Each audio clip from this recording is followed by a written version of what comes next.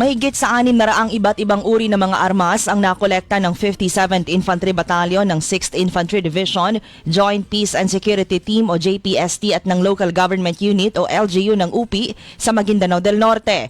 Ipresenta ang mga nasabing armas kasabay ng isinagawang Assistance for Security, Peace Integration and Recovery for Advancing Human Security, Small Arms and Light Weapons o Aspire Style W Caravan na ginanap sa Municipal Gym ng Bayan kahapon ng umaga. Ayon sa militar, ang mga loose guns na ito ay kusang isinuko ng mga residente simula pa noong Nobyembre ng nakaraang taon.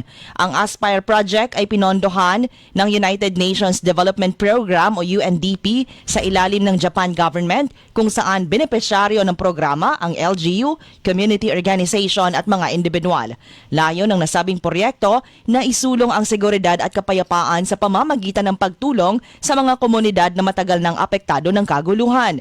Sinabi naman ni UP Mayor Maria Rona Cristina Piang Flores na mahalagang maglaan ng sapat na pondo para sa pagpapanatili ng kapayapaan sapagkat malaki ang naidudulot nito sa pag-unlad at pag-angat ng kanilang bayan. Pag mapayapa yung lugar, development follows. And of course, thankful po kami sa UNDP kasi isa kami sa napiling maging pilot po ng Aspire Project.